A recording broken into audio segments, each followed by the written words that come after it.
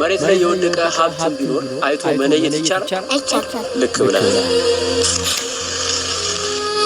ጦርነት እንደዚህ ሀገርን ያጨልማል፣ ተስፋን ያጨልማል። በተለይም እንዳንተ ላሉ ሕፃናት ራእያቸውን፣ የነገ ህልማቸውን፣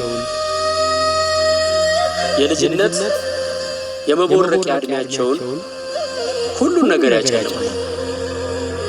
አሁን ይሄ ጧፍ አፍ ቢኖረውና ሕፃናት ቢሆን ስለ ጦርነት ምን ብሎ የሚናገር ይመስላል?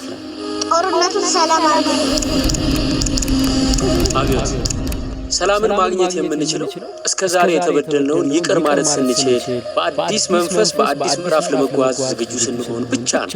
ሰላም ልክ ይሄን ቤት ከጨለማ ለማውጣት የአንድ ሰው ብርሃን ብቻውን እንደማይበቃ ሀገር ከጦርነት ለማውጣት ሰላምን ለማምጣት ደግሞ የአንድ ሰው ፍላጎት ብቻውን ምንም ለውጥ አያመጣም። በስሜት ተሳፍረን በጦርነት ፈረስ መንገዱ ጠፋብን፣ እንዴት እንመለስ?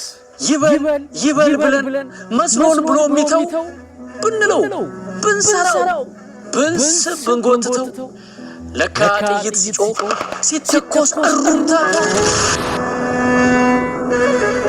አብስሎም ለመብላት አይገኝም ቦታ፣ አጥቦም መልበስ የለ እንደው እድፍ ብቻ። ለካ ልብስ የሚያጥበው አይደል ውሃ ብቻ። ሲመሽ እየራቀን ብርሃን ወጋገን ሕፃናት ሰቀቀን ስንተኛ እየቃዠን ሌሊት በባነን። ክፉ ነው ጦርነት፣ ሰው ክፉ ያደርጋል። እንኳን የሌለውን ያለውን ይነፍጋል። እህል ከቤት ሞልቶ ማን ያስፈጨው ወጥቶ፣ ማን ያብስል አንድዶ ተለቅሞ ማገዶ። የሰቀቀን ውሎ እንቅልፍ አልባ ሌሊት መጥቷል መጡ ስጋት፣ መጸዳዳት ሩቅ ጫማ መልበስ ድንብር፣ ዋና ማይችል ገላ ወንዝ እንዴት ይሻገር? ሞት እያየ ሲያድግ የዛሬው ታዳጊ በቀልን አርግዞ እስኪያድግ ጠባቂ። መች ይቆማል ታዲያ የእልቂት አዙሪት ግፍ እያሳደርን የበቀል ማንነት? አሁንማ ጠዋት ማታ ሲጮህ በዓይናችን ባናውቀው የመሳሪያውን ድምፅ ሰምተን ሸመደድ። ዓመታትን ፈጅቶ የተገነባው ቤት አመድ ሲሆን ቅጽበት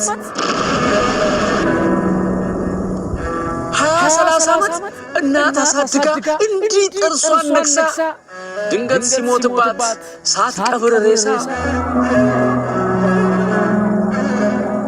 ከብቶቹ ደንግጠው በጥይት ሩምታ ጭንቀታቸው በዝቶ ሲዘሉ በዋይታ ይህ ቁርሾ እያደረ በይቅርታ መጋዝ ዛሬ ካልቆረጥ ነው ምን የዛሬም ብቻ ነገንም ገደል ነው።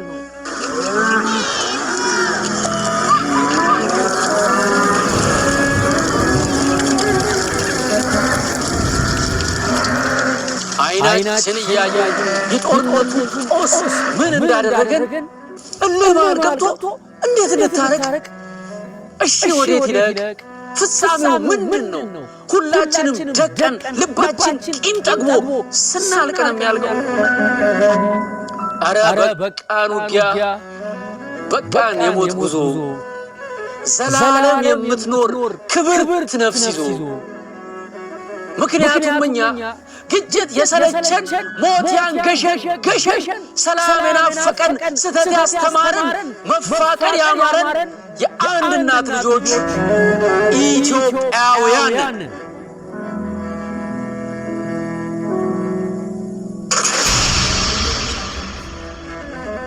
ሀገራችን ሰላም ያርግልን።